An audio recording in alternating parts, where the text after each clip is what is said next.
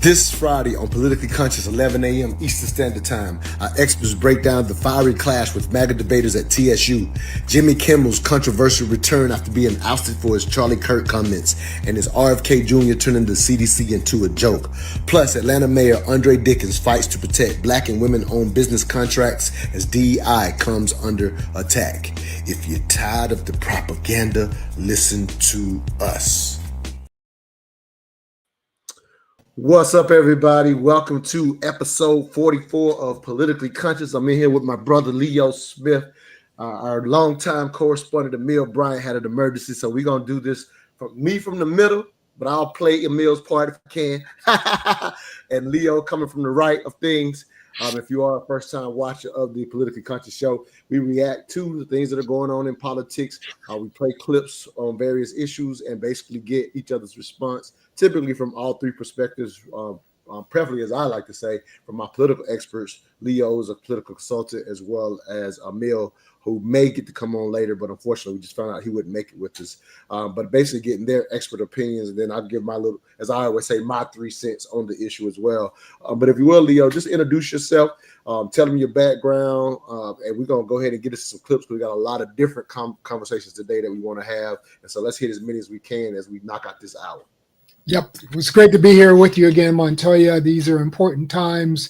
And back in 2013, I established a company, Engage Futures Group, which does public affairs and government relations consulting. But I ended up contracting with the Republican National Committee, working on strategic voter engagement. And so I continue to do work more on policy and advocacy that uplifts and empowers across partisanship, which at this time, that is a major focus of my days, working on things in the energy sector, as far as lobbying and school and education, as well as working on civic engagement that is nonviolent. No, absolutely. So the big news that just hit, as we were kind of preparing for this show, this actually happened before we even said, hey, we're going to get together on Friday. And so this is some news that just hit. So let me play this clip. I don't know how much you've seen of it, but I'm definitely interested in your just your initial response to the situation that happened over at TSU with the MAGA students showing up. So let's just kind of update people and then get your response. A clash on campus sparking a debate about the First Amendment. Good evening, everyone. Thanks for joining us at 6. I'm Rory Johnston. And I'm Carrie Sharp. Members of Fearless Debate say they were just trying to create conversation and discourse on Tennessee State University's grounds. But the NAACP's Nashville chapter says the group came to campus with rhetoric aimed at provoking and demeaning students. News Channel 5's Aaron Cantrell tells us how the fallout is having a big impact. Because this incident has gone viral, it's sparking strong responses from not only students, also alumni, advocacy groups, and beyond. The group behind the Fearless Tour, a grassroots organization inspired by the late Charlie Kirk, says it's bringing honest conversation and open debate back to America's college campuses. And I would say getting rid of DEI works towards that objective. On Tuesday, the conservative commentators entered Tennessee State University, a historically black college without permission, according to officials, bringing a table, microphone, and inflammatory signs, sparking outrage from students. Campus police and staff responded, removing them from the property. You know, in a university, I think particularly in the aftermath of Charlie Kirk, there are some genuine security issues, not just for people on campus, but for people who might be coming in. TSU says students conducted themselves professionally and respectfully. Social media posts from the group show students shouting, filming, and following them as they were escorted away. John Vial, a contributor to MTSU's First Amendment Encyclopedia, says TSU had the right to remove the group under its policy requiring advance approval for demonstrations. You know, what TSU has done, as far as I can tell, is perfectly legitimate. They're different. Your thoughts? Our brother, Shelly Winters, has had a lot to say. I'm going to actually play a clip from him as well. But I just thought I would just kind of get your initial reaction before we play the clip from Shelly, who doesn't like what happened there. And I'll give my perspective once I play Shelly's clip. But I just want to kind of hear your initial thoughts. I don't know how much you're up to date on that situation. No. You just did well. But, Montoya, one of the things that you and I share in common is that we both have been university administrators. And there's not a single person who can go onto a campus without permission, without permitting, and just set up a table and do anything. Campuses are controlled communities that have codes of conduct, and you must get permission to be on the campus to do, whether it's a state school or a private school, it doesn't matter. So this gives me sort of the lead that this is perhaps Turning Point USA inspired, as they might want to say, but these are basically grifting young content creators trying to get followers. We're going to see more of this because it's not Turning Point that's inspiring this. It is the perverse incentive of social media monetized whenever people cause division, divisiveness, harm, hurt, and anger. That gets monetized. So you're going to see a lot of people doing stuff just to trigger the Black community, to trigger the trans community. Now, look, we need engagement and civil debate, but that tells me exactly why these people are the antithesis to what Charlie Kirk was doing. TPC USA certainly used, all the right protocols and machinations to get onto a campus. Right. And the key words you said, civil debate, civil being. These guys are actually trying to cause uncivil unrest. These guys are attempting to do this to demonstrate sort of this idea, or they want to suggest that the students at Tennessee State or students at HBCUs are like, crazy, angry, mad. It's actually the passive aggressive young man or woman that does that kind of thing that is an insult to conservatism, an insult to free speech, an insult to engagement. And as a civic engagement professional, shame on them. Hey, I respect the perspective. I'll just say our brother Shelley feels quite different. So let me let you hear what he had to say about this situation. The University of Tennessee State University, a great university. A lot of scholars come out of there. They released a statement saying our children were safe. Safe from what? 2 kids, 3 kids, 4 kids who probably weigh no more than 100 pounds wet, who want to have a debate? You're safe from them? Safe for what? They didn't come on there with shotguns or nooses or riding horses with Klan robes on. They came on there with MAGA hats, with a table, and 2 handwritten signs. What is it that I'm a part of a culture, a group of people, that when I was growing up, we relished debate. We relished it anywhere it happened. Whether it was on the street corner, in the barber shop, on college campus, in our dorm room, we wanted to debate about anything. White, black, Asian, it didn't matter. Let's get in this ring. Let's get in this mental gymnast ring and battle over ideas.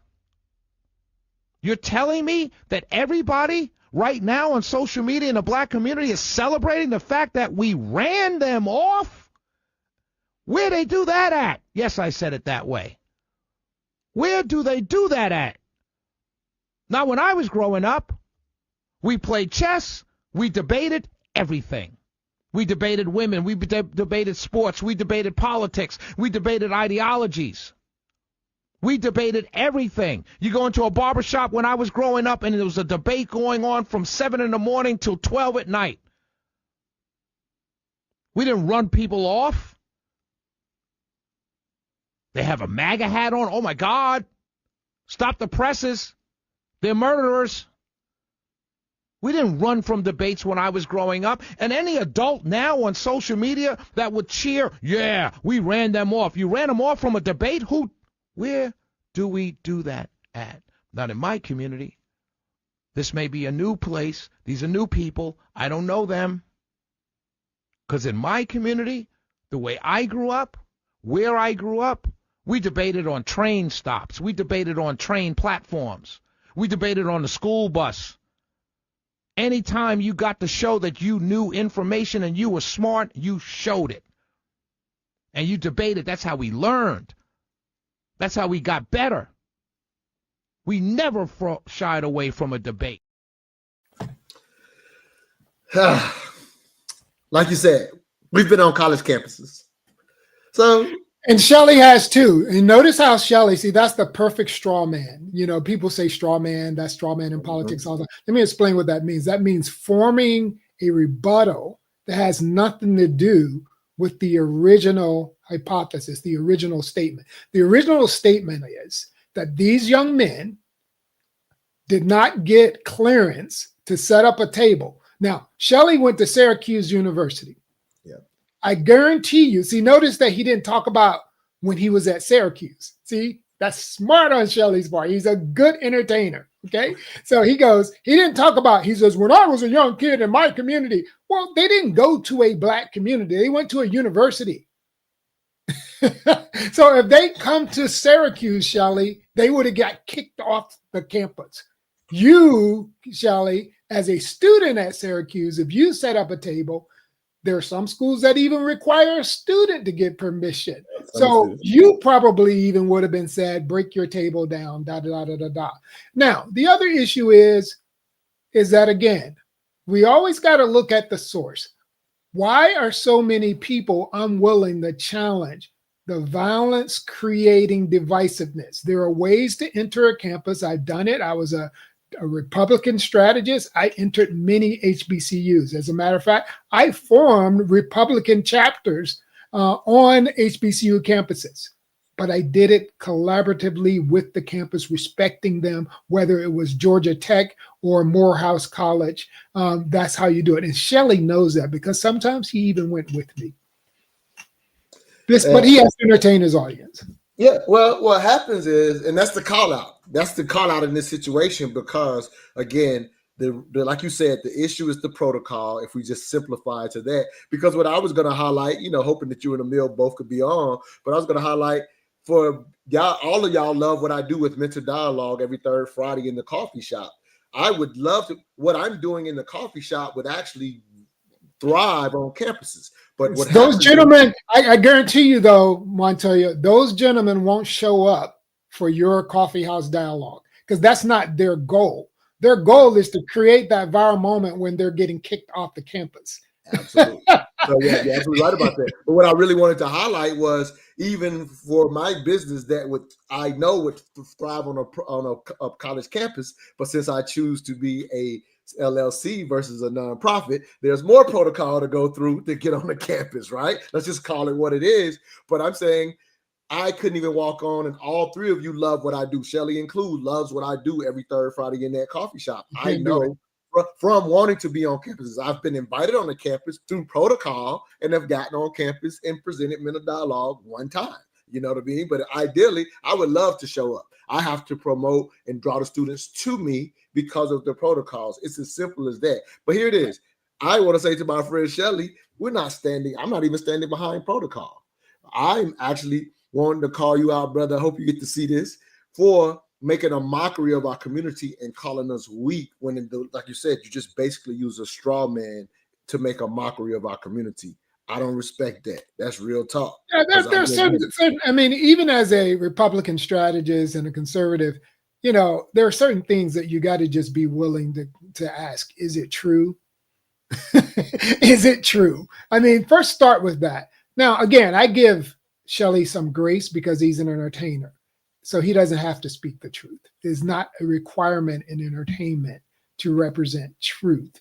His job is to titillate and stimulate so he can get follows on his Facebook account, so he can get follows on his YouTube account, or whatever WSB his employer requires him to do. So I know for a fact that if Shelley were off camera, he wouldn't share those kinds of thoughts. Now, the issue of the thing that they said, that is true. Yes, we do need to have more debate. As a matter of fact, when I was advising the Morehouse College Republicans, one of the goals there were to stimulate debate. And it's funny because I share a little story with you. I got a call from Rand Paul's son. And he asked if he could come on campus. But I said, well, one of the things that is a core value of me as a conservative who believes in conservative values is that I want you to be able to engage with and debate with the students. Rand Paul's team didn't want him to do that. Now, I'm not going to just point him out, nor did Tim Scott's team when I hosted him at Morehouse. In other words, to respect the intellect of HBCUs is important, but also to respect the fact that they have some sovereignty from you just being able to walk up and pitch a tent and do whatever you. Now, I'll test my brother Shelly out if he will allow just anybody to pop up into the WSB studios and hold the mic. Hey, good stuff. Like I say, yeah, I don't appreciate the mockery when I know the rules, and like I said, I can't walk on campus, and those kids would love me, but I know I can't walk on campus and do the same thing. When I'm going to critique Black people or any people, I'm not going to critique them because I have an audience that is in a feeding frenzy about that particular group. Right now, there is a feeding frenzy. It's real. Like absolutely. I'm a tough love kind of love Black American. You are. Absolutely. I am. However, I'm not just going to critique them and beat up on them so that white people can feel comfortable and like my show. And that's why we're politically conscious. All right, here's the bigger issue that we were prepared to discuss. I'm going to play this cut. It's Cat Williams talking about what happened with Jimmy Kimmel. So just kind of get some thoughts. We'll get some thoughts on that. Reporting live from Ivers Club in Atlanta for Comedy Hype News, I'm John Abba. In the midst of Jimmy Kimmel almost being permanently pulled from TV and debates around free speech following the shooting of conservative Charlie Kirk, Cat Williams has now shared his thoughts around the topic.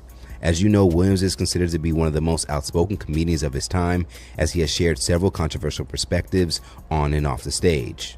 On Thursday, as a guest on The Sherry Show, Williams would be directly asked what his thoughts were about the current conversation of free speech.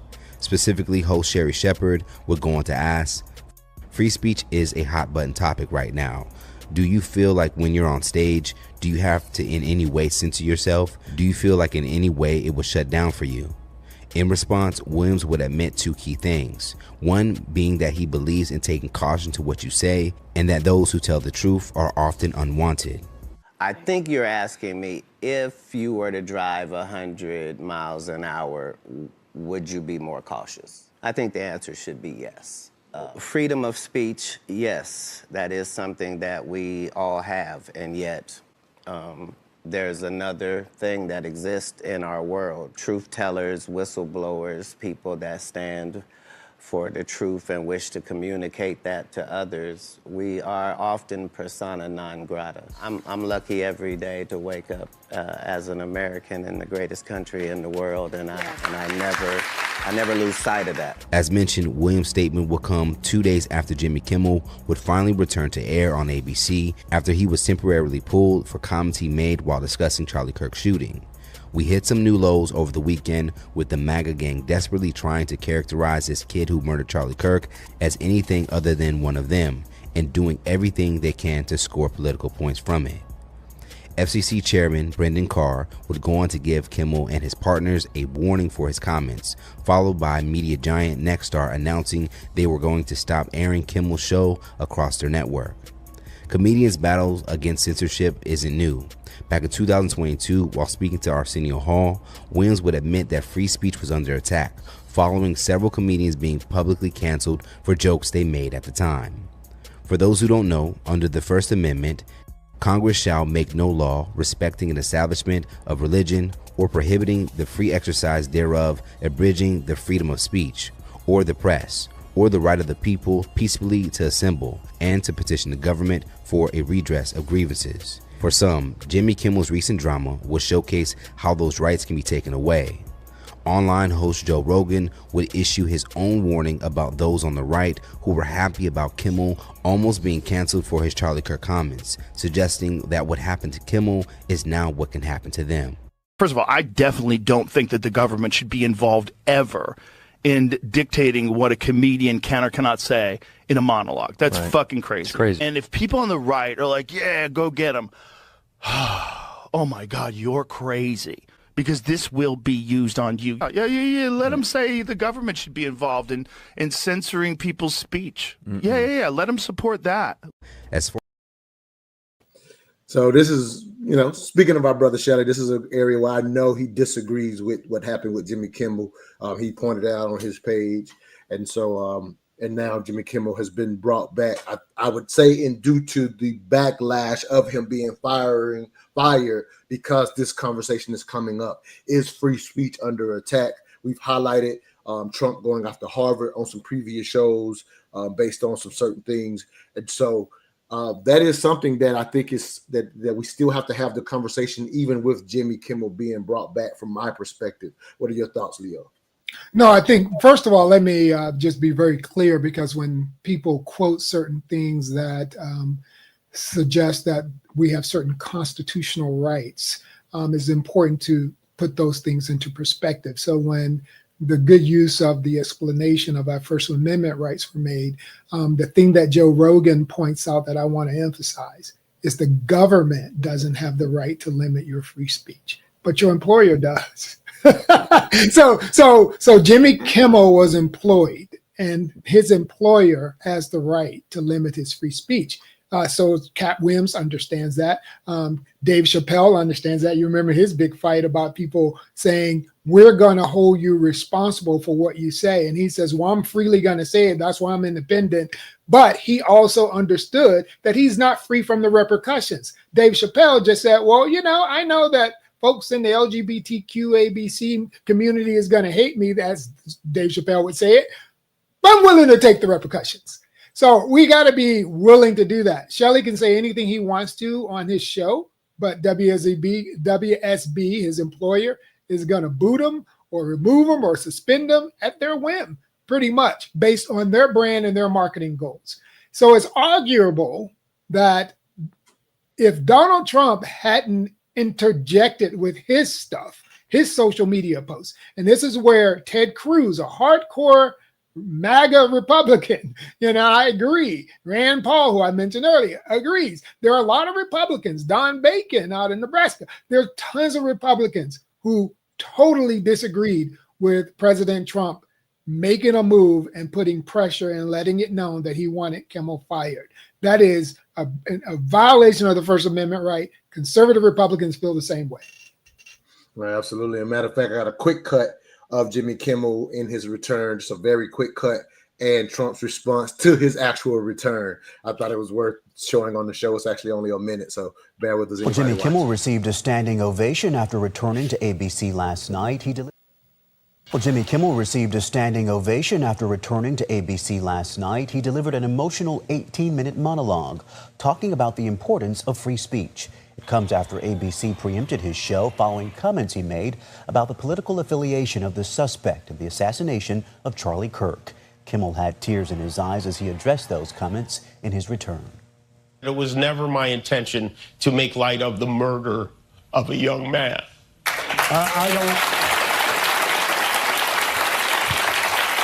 I don't think there's anything funny about it. I posted a message on Instagram on the day he was killed, sending love to his family and asking for compassion, and I meant it, and I still do. President Trump posted on social media saying, quote, his audience is gone and his talent was never there. Why would they want someone back who does so poorly, who's not funny, and who puts the network in jeopardy by playing 99% positive Democrat garbage, end quote.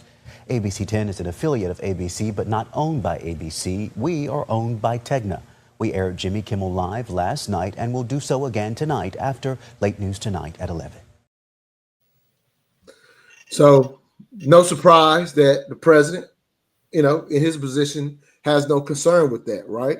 But to your point, Leo, again, as the Politically Conscious show, just want to give our community and those who watch us the perspective. At the end of the day, the three branches of government, when done correctly, are checks and balances, meaning an individual may not understand, as Trump clearly doesn't care about his role as the executive and getting involved in this type of thing, but the employer and those decided, hey, we're still going to push back. But to your point, an employer still, and some people do, and the reason I know why you said this, people still get this confused. Sometimes people think freedom of speech applies in all categories. It is specific to the government. So yes, you as a hardcore conservative does not want to see Trump even stooping down, dropping down to even influence in this manner, because we know it is improper from a governmental perspective because he is the president. If you and I said take Kimmel off, we have to do it by not watching. We don't have the power or the influence of the president.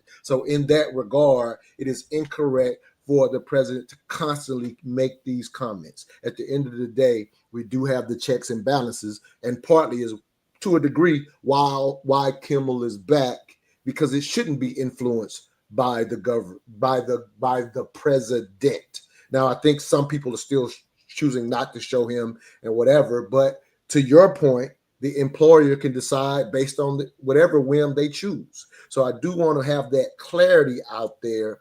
But as the public, as the people, I think we should be aware of, we have in this situation when it comes to free speech, which is the first attack to becoming authoritative, right? That's the history that we've watched throughout history. It is something that we as the people, left or right, have to be readily aware of. So that's the only point I wanted to make. Any other thought on that? And we're going to go to another cut. No, I think I'm also very fascinated. I think you did a great job explaining that. It's fascinating to me that I'd never watched the Jimmy Kimmel show. I hadn't personally. I'm not a late night TV show guy. But what I noticed was that, and most young people don't watch TV shows, they stream clips, right? So what I noticed is that he went from like having 200,000 viewers to 6 million for the show where he comes back. Now, some conspiracy theory people would love to say, well, probably ABC and the whole network people they orchestrated the whole thing. Well, nobody orchestrates Donald Trump butting in, but maybe they're not mad that they just got that much viewership in a short time. No, absolutely. So yeah, right. Financially, right now, there's going to be a halo effect. We don't know how long it'll last. He'll probably return to about where he was at one point. But right now, financially, it's a win for everybody. The networks, him, and everybody included, since the president chose to, as he quite often does, get on social media and attack his opponents or those he sees as opponents. At this point, unfortunately, we've gotten used to it. We're not. You're not used to the president doing this on a regular basis, but how many presidents had social media? Maybe 100 years ago, more presidents would have done it if it was so easy to do, per se. All right. One of my favorite targets in the administration, RFK and the CD panel just recently met. Just wanted to mention it real briefly here. I always admit I do have a bias, but I did find a clip that had no bias, which is what we should be doing on Politically Conscious. And so this is just basically a clip that just highlights what just happened as the CDC panel review with RFK after firing, a few months ago, firing the whole panel and putting his own people in. And so here has been the results when they had their discussion over the vaccination schedule. And so here's something from Vox News. This guy gives a very fair and unbiased perspective on it. RFK Jr.'s new advisory committee on vaccines, you might remember he fired all the old members and replaced them with his handpicked selections, has been meeting this week to make new recommendations for vaccinations in the U.S. But this meeting has actually not quite gone as I expected, and the situation's become a little bit complicated. I'm Dylan Scott. I cover healthcare at Vox.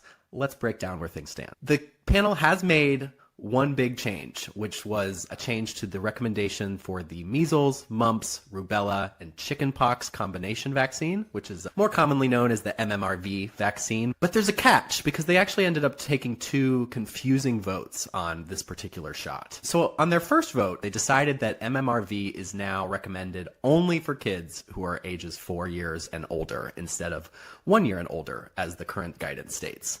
And I think it's important to be clear that the practical impact of this change may end up being pretty limited. Most people do not get the combined MMRV vaccine for their first dose at age 1. They will get an MMR vaccine and then a separate chickenpox or V shot. Most people only get the combined MMRV shot for their second dose, which is usually given between ages 4 and 6. And that's still going to be permitted under the current guidance. On their second vote, the panel actually decided not to update the guidance for MMRV shots specifically for the Vaccines for Children program. Now, that's a federal program that basically covers the cost of vaccines, particularly for low-income children. The second vaccine that the panel considered changes to is the hepatitis B vaccine. They ultimately decided to make no changes to the hepatitis B recommendations, and they're going to continue to deliberate about it, and they do meet again in February, so we'll see if that vaccine's on their agenda again. The third vote that the committee took was on the COVID-19 vaccines. And this is one where we did expect a change, and we got one. Basically, the committee decided that people should make their own individual decisions about whether or not to get a COVID shot. My overall takeaway after watching this meeting was clearly the panel wanted to do something about vaccines. That's what RFK Jr. has been promising to do. He's been promising to restore people's trust in vaccinations. And one of the panel members even admitted during the meeting, like, the reason we're doing this is not necessarily that there's a specific urgent public health need to make these changes, but more generally, people have lost faith in the system, and we need to try to restore it by, I guess, just making some changes to the vaccine schedule. The CDC experts who were present at the meeting made a really compelling case for the current schedule, and I could tell that it affected some of the members. But, as always, when it comes to this stuff, the best thing that you could do is talk to your doctor and ask questions. Very fair assessment when it came out of the panel. RFK Jr. and his cronies, as I call them, they definitely attempted to make bigger changes. The science stood up in this sense, and they made a compelling, as he said, a compelling argument for the schedule. So again, to be fair, I don't even like the attempts, Leo, because I've personally have been worried about RFK as our HSS for what it could mean for public health, at least while he's in office, for however long that's worth, a lot of damage. And they're not done. They're saying they're going to table some of these conversations, in particular one, just to highlight one particular one, not to go too detailed, but on the hepatitis B one, which was mentioned here, just a little comment from the AJC that says, ever since the ACIP panel in 2005 recommended a dose of the hepatitis B vaccine for newborn, cases of the liver virus amongst infants have dropped by more than half. Nonetheless, the committee opted to revisit the guidance in last week's meeting, with members questioning whether babies born to moms who test negative for hepatitis B really need a vaccine at birth.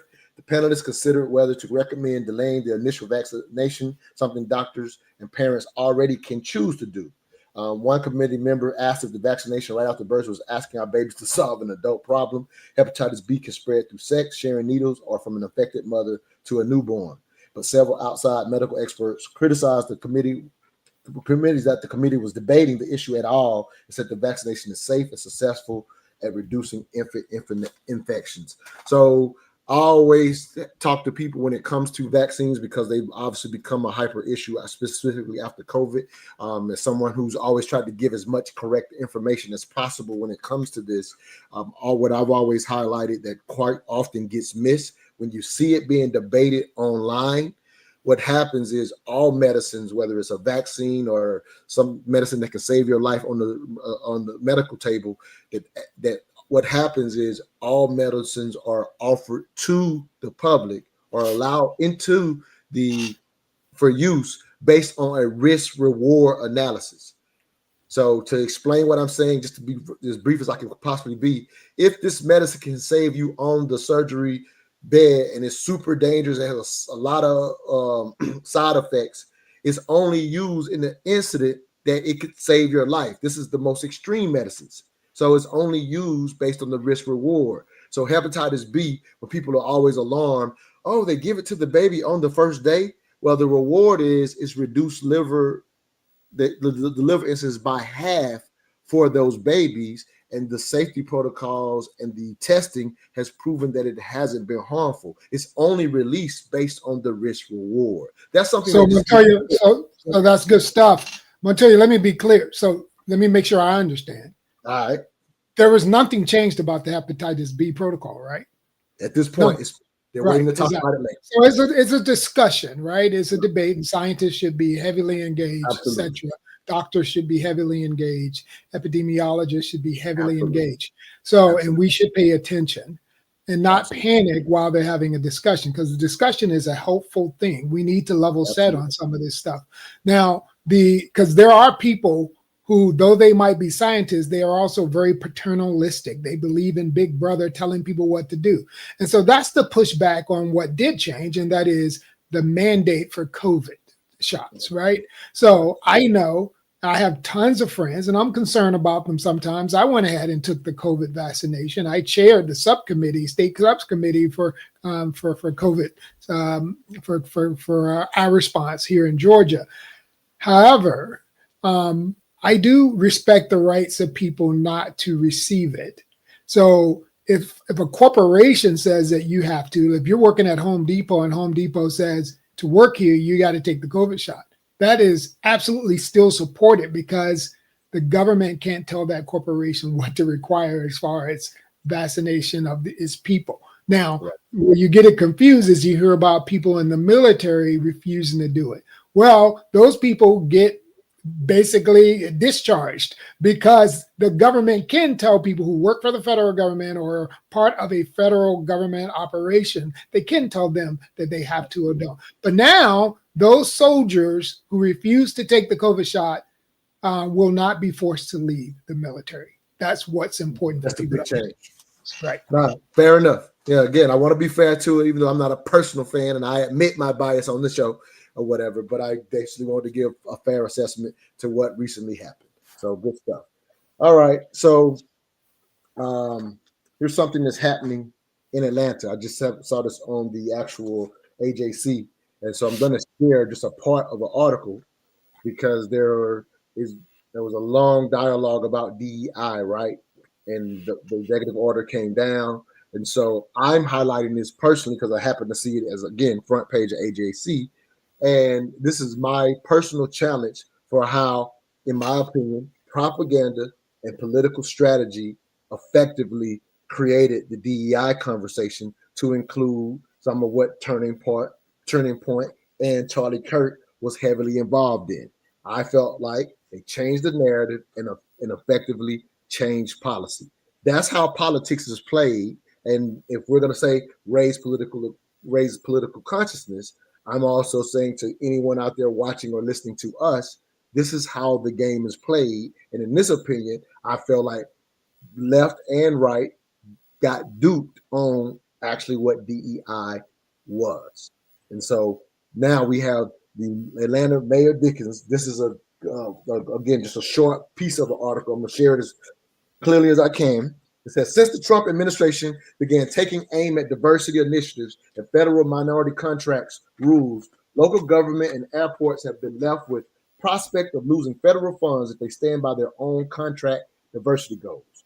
A January executive order requires agency heads to add a line to all contracts certifying that contractors do not operate any programs promoting diversity, equity, and inclusion.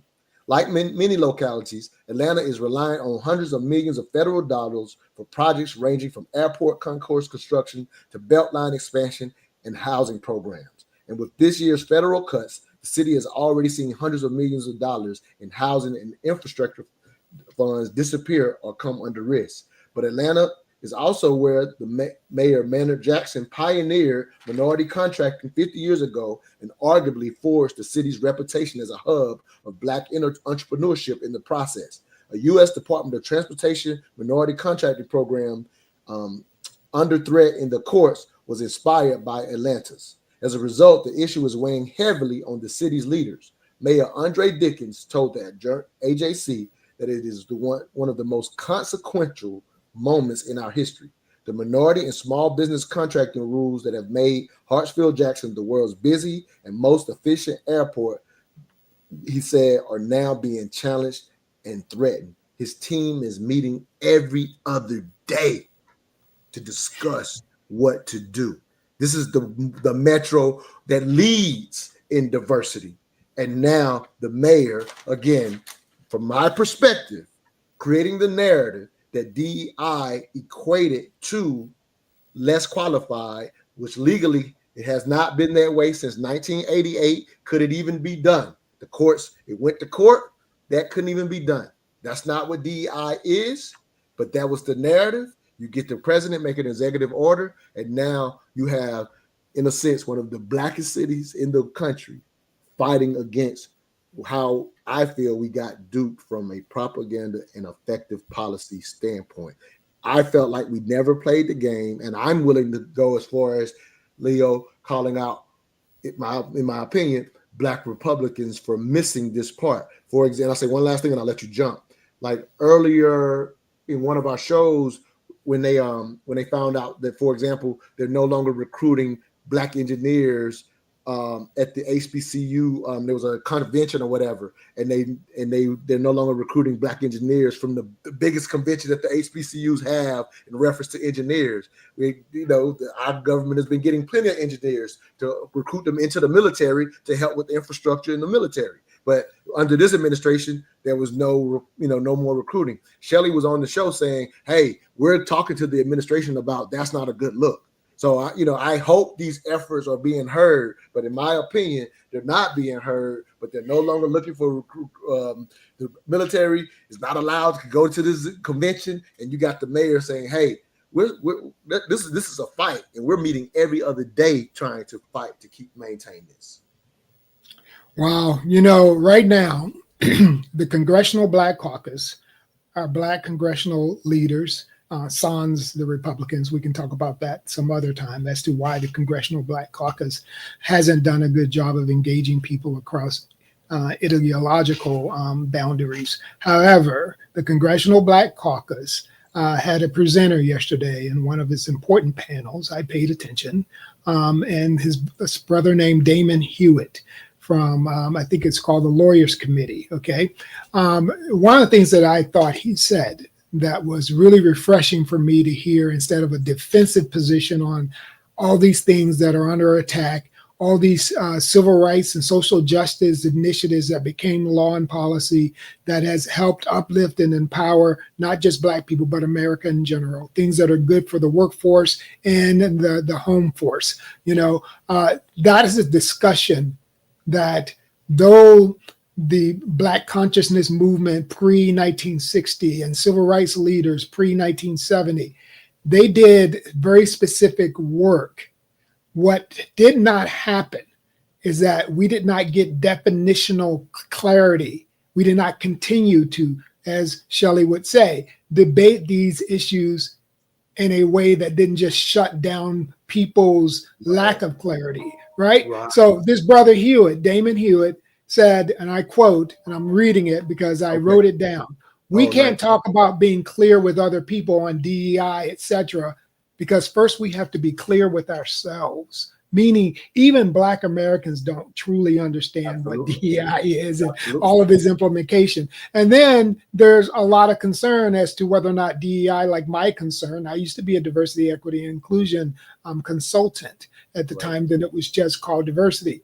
But my concern was that it was becoming very diffuse, and different people were jumping on the bandwagon for their self-interest without attending to the restorative aspect of it that was related to Black Americans and their suffering in a Jim Crow environment that existed for many years.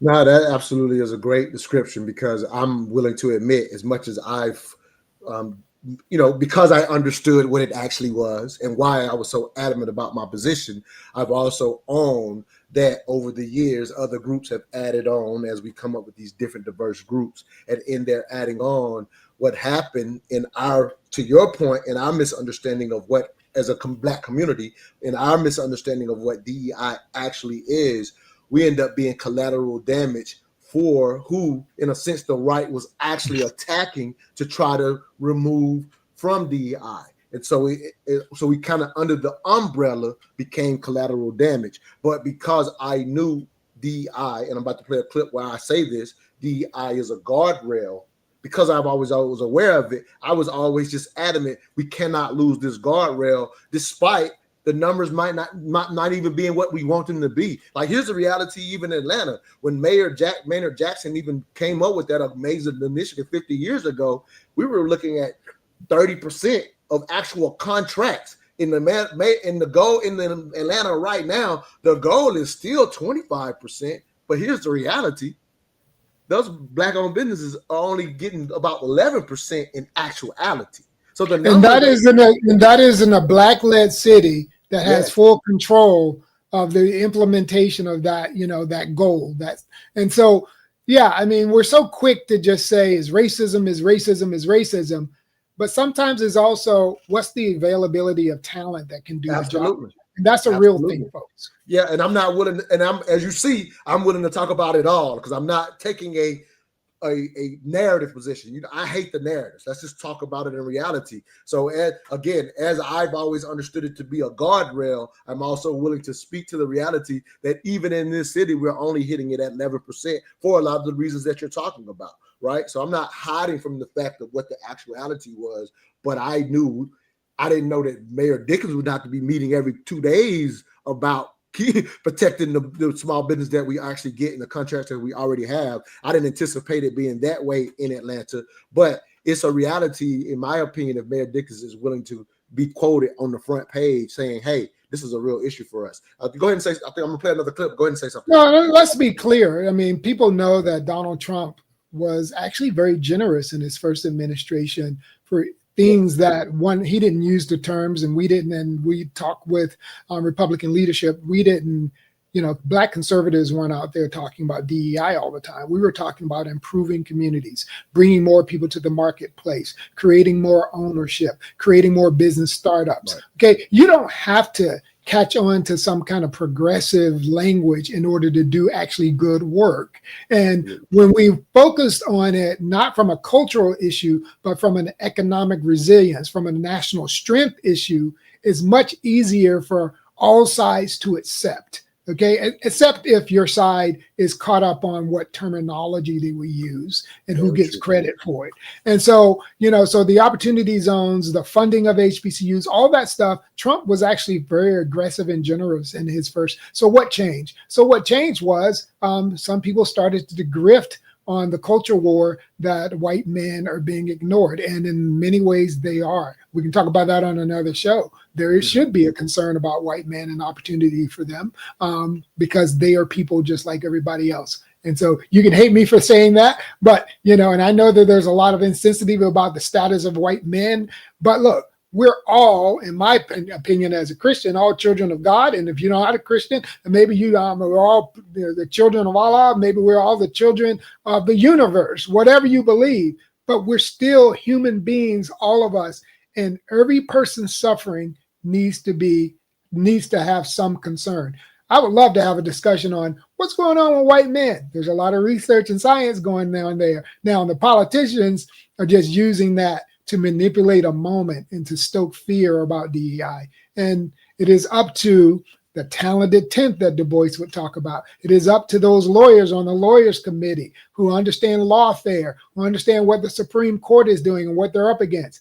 They have to do a better job of not just driving your Lamborghini and bragging about the fact that we once had a black president in this country, that you can afford the Fendi and the Chanel and the Birkenberg, or however you say that. No, we need to spend more time as a talented 10th doing work like we're doing here on this show and making sure that people have clarity so that they know what is it that we have achieved, what is it that people don't understand about the value of what we achieved, and then how do we protect those things and modernize them so that the young person who jumped onto the Trump bandwagon, who is black and brown and young or whatever, or a female, they can understand what was the value of those policies. And not enough is being done in that way. No, absolutely. Yeah. And that's, like you said, that's what we're attempting to do on Politically Conscious. Here's another example. And it's not a, me saying this as a DEI after the fact, let's go back and fight it. It's just, can I teach you, even at this point, how this game is played? Because to your point, the politicians fed to the fear. And so getting rid of the DEI, it said plainly, it's still a power grab, and most people miss that. It's still a power grab, but people miss that. So I'm going to play this a cut, just me highlighting what DEI actually has been and continue to explain it for clarity, as you said. DEI programs are not, they're just, that would, they were developed, and when done well, they were just meritocracy programs. That's what a good DEI program is, just a meritocracy program. It's just a program to make sure that the invisible program of favoritism and bias was being checked. This is not administration that's a fan of meritocracy.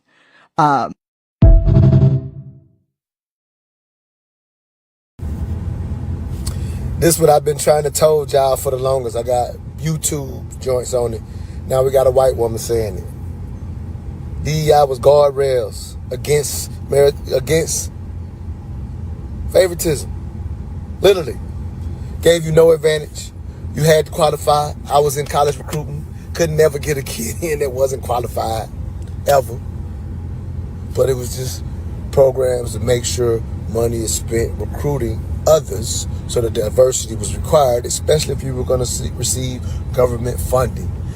And so you couldn't come into that thing with all just your friends. And DEI ensured it. So for you people that wanted to try it, they had to at least give somebody an opportunity who was qualified to be a part of their business if they wanted to do business with the government. Private companies, they don't want to do business with the government, hire whoever the fuck they want to. But everybody got confused, and we let this administration trick by just changing some words, manipulating words, and tricking you into thinking that DEI was less qualified. Charlie Kirk of the world.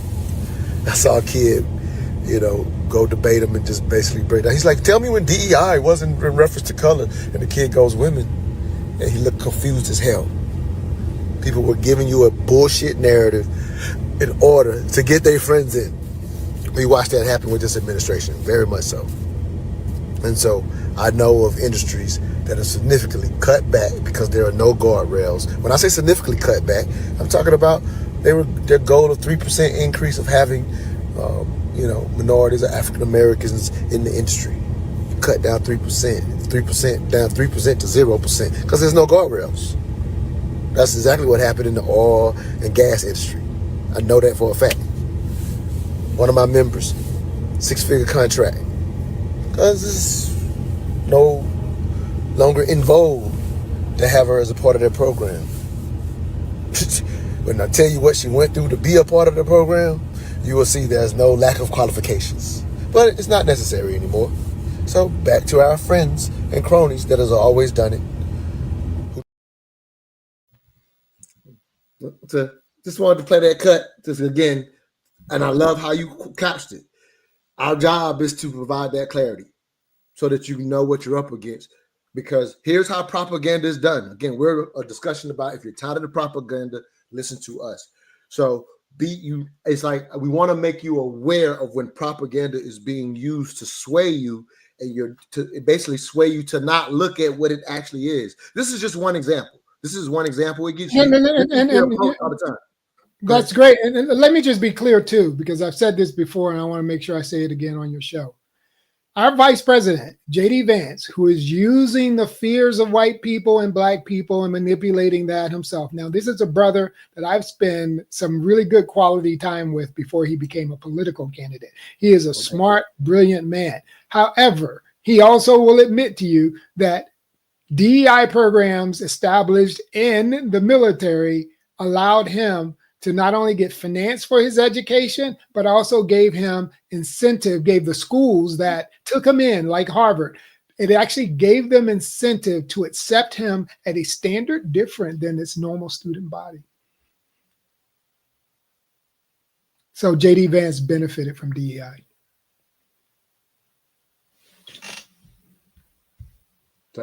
So like I said, don't just fall for the narratives and have a bunch of argument with your friends based on the narratives. Find out what things are. Here's another play of, again, showing how this example. Right now, I'm picking on the right today just because these are the clips that came up. But here's this is a perfect example of how a narrative will be used and become policy. So I probably will play half of this cut because I just wanted to use it to make the point of what we're talking about now. This is what we're doing now is a teaching moment. It's not about what's happening currently in the news. This is a teaching moment from our show. Can you name a school where it has been confirmed that students are using litter boxes? Well, what we do with this bill is we prevent that from happening, but what we don't take out. Can you name a school where it has been confirmed that students are using litter boxes? This was at the top of your press release. This was mentioned when you introduced this bill, created quite a stir. So I'm asking, can you name a school where it's been confirmed that there are litter boxes being provided to students? For this purpose, no, I cannot. Your tweet about this bill was flagged by the app itself under their community notes, and their fact check said sensationalist claims about furries literally behaving as animals and receiving accommodations such as litter boxes have been repeatedly debunked as hoaxes. Is that correct? It was flagged on, community notes? Okay. I find it concerning that these types of debunked conspiracy theories are being used by politicians at the highest levels of our government, including in this legislature, who know that they're incorrect. Are you aware that Governor Abbott said, quote, kids go to school dressed up as cats with litter boxes in their classrooms? Sure. Are you also aware that when the governor was asked by the Dallas Morning News to name a single school where this happened, he couldn't? And PolitiFact called this a pants on fire false claim started by online rumors? Okay. Do you think it's a good use of our time to write laws based on debunked internet conspiracy theories? Well, this isn't. This piece of legislation before us covers that, among other things that are true. My concern is that instead of holding a hearing about student mental health, instead of holding a hearing about school closures across Texas, we are spending precious legislative time toward the end of this legislative session on a bill called the Furries Act. And honestly, Representative Gertis. So the guy says there's other things in this bill that aren't actually happening. I point that out because they're using the conspiracy theory, calling it Furries Act, because they understand that's what will drive the voters to go for it. So we didn't have to get into the other things in the act that they are concerned about that are probably actually happening. But I'm just kind of pointing out for anybody watching, both sides will do this. This is not, again, I'm calling the right out on this clip, but it's about understanding the manipulation that they will play to the conspiracy theory. The governor himself will make a statement when it's the other things in the bill that they actually want to push. I just challenge our community to be aware of how this game is played. Go ahead, Leo.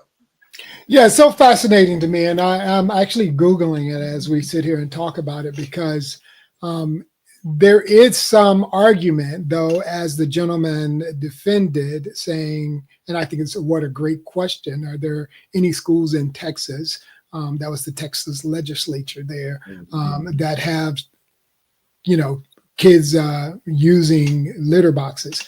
What he did not ask was that, is there any proposed legislation to allow litter boxes? And according to the internet, there has been some proposed legislation.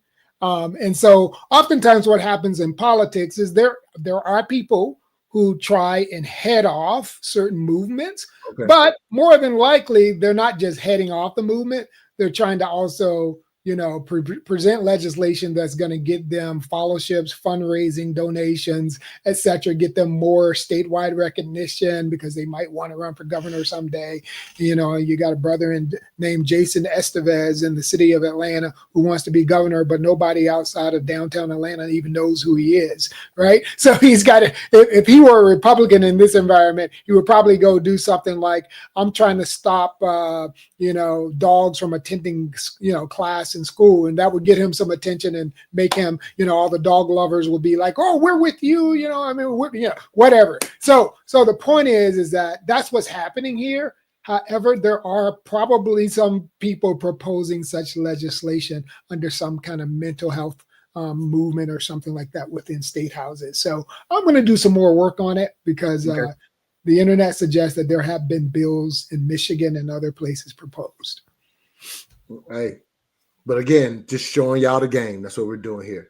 All right, Leo, we've definitely hit our hour. I do have an extra innings if you have an extra inning, and this is a personal dialogue we have. All right, so this is the last cut. We're going to go back to our Chicago Mayor, Brandon Johnson. We've made him not look good on the show. I think this is a time where he's looking good, and this is a personal challenge you and I have had on the show. So I saved it just in case we had time to do it. And so if you've got the time, we're going to do it now. So let's listen to Mayor Johnson going off on some of his detractors, I should say.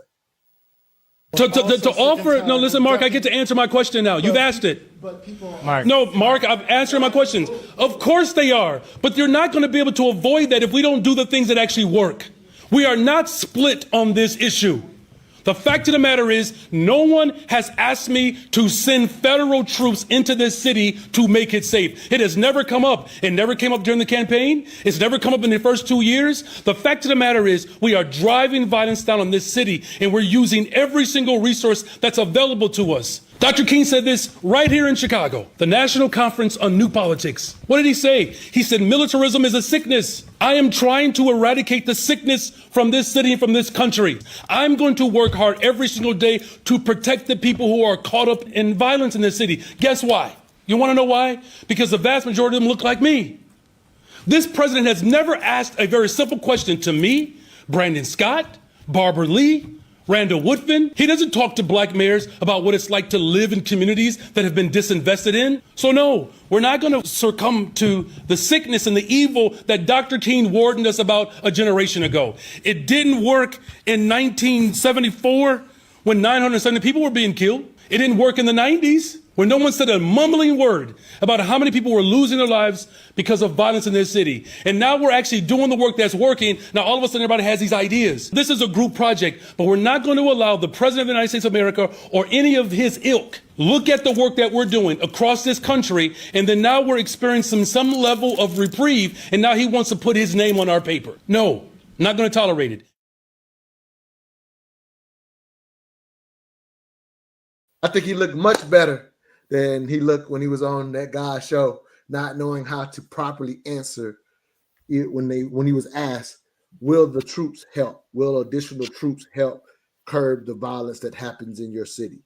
And so, I've said to you, Leo, that they're currently doing things, Brandon Johnson, the mayor up in Baltimore and the mayor in Montgomery, that I think a lot of mayors in cities that have had these issues, I think they've been doing things that actually have been working that should be modeled and followed when it comes to this.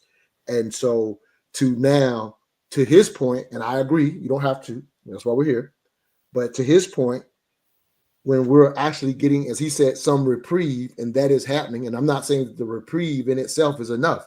You go from 900 to 400, that 400 still is a horrible number. So I'm not acting like that number's okay. I'm not so far on the left that I'm downplaying that this is still an issue. So I'm not going that far with it.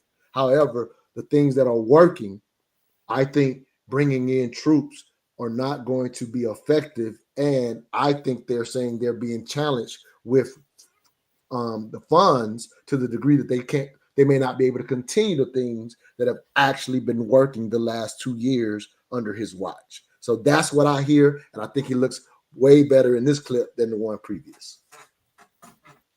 Yeah, I really don't have an opinion on it because there's just certain facts. Fact is that Brandon Johnson, I mean, my heart goes out to the brother. There's over 100 black mayors in America. And my heart is in a place where I want to extend not just concern about what they have to deal with, because what they have to deal with relates to a constituency that just because they're black mayors doesn't mean that their cities are predominantly black. But there are a lot of these black mayors are typically in urban environments where there is poverty and there is a huge gap in the safety concerns between the haves and the have-nots.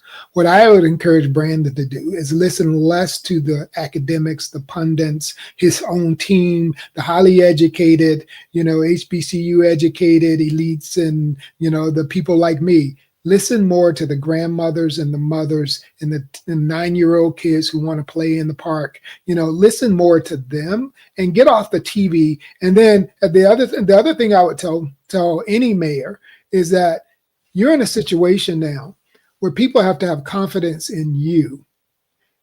It's not really about Trump when it comes to confidence in you. He's going to manipulate that so he decreases confidence in any leader, including Brian Kemp, who is a white governor, Republican conservative. That is the modus operandi that we are in. Be aware. First, get the understanding as to where we are and operate accordingly instead of fighting into this like a brand new kind of attitude, like you're brand new to the game that Donald Trump is after you. That's not new. That's where you and I differ. Where you're different. I feel like see, look, and the work in is being 1960, done. He's just once the lights get shined. I think what you're seeing now is just him saying, "I've been doing this, and now that you're shining a light on me, I think your only response is to say, I've been doing this." To well, you, not only that, but so here's new. the deal. So here's where I was going to go. Okay. So you've been doing it. Tell us more. Get more thought leadership out there. Show us the data. Get aggressive about that. So in other words, I got to tell a lady that I'm dating what I'm doing for her. I got to show her while I'm dating her. I can't wait until she wants to divorce me or leave me. I still think that's unfair. So that's where I'm going. Now, on the issue of the perception of crime. Now, Mayor Johnson did something really smart. He goes, I haven't even been asked. And that's probably the case because Trump really doesn't want him to look like a good leader. Right. But you know what I would advise him to do is to say, here are the terms in which I want you to bring your troops to help me tamp down crime. Now, I know you and I disagree. Because you say talk to the people on the ground. So I'm going to tell you a couple things I know you don't know. So I live in College Park. I mentioned that on the show before, but I don't know if you know, College Park is considered the most violent area in Atlanta. Y'all don't know if you know I live there. I just went to DC last weekend. Okay, I went to DC last weekend with a teacher who used to teach in the most dangerous Baltimore school. End up getting in a program where they allowed the teachers to live for very cheaply in the neighborhoods. So what I'll tell y'all for those who actually live and walk these streets, the narrative around crime is nothing like y'all think. When you're on the ground, it's nothing like this. The teacher that lived in the school, when other teachers, she's been in education for 20, 30 years now. So when she even mentions where she lived, for those in DC that know where she used to live when she actually worked at that school, the first response, all the teacher goes, "Wow, how did you live in that neighborhood?" And her relative experience was, this is what happens when you live in the neighborhood. Her relative experience, her next door to her was a halfway house. 11 inches of snow came for a blizzard. Guess who dug her car out? All the cats on the halfway got stuck in the street. The same cats that she knows that they're actually on their bikes, little kids out there selling drugs. But for her, as the teacher in the neighborhood, it was none of that. It was not her experience. What people confuse is crime itself is very exponential. So for those who commit crimes on a regular basis, they affect way more people than they should, but people don't understand the exponentiality of it. But the people who are in danger are the actual ones that live it. Now, of course, do we have terrible examples of stray shots in Chicago, for example, because they do have hot spots like you and I talked about, right? So, of course, it makes the news when there is a stray shot here or there. I'm not making what happens okay, but I don't think people really realize what happens in the neighborhood. I've lived in this neighborhood for 10 years. We had a 2-year period where, for whatever reason, there was this group robbing actual fast food stores. I don't know how financially viable that was, but they were getting away with it. We heard sirens all the time. My 10, 11 years here, I've never been in danger, and I watch women walk the streets at 11 at night.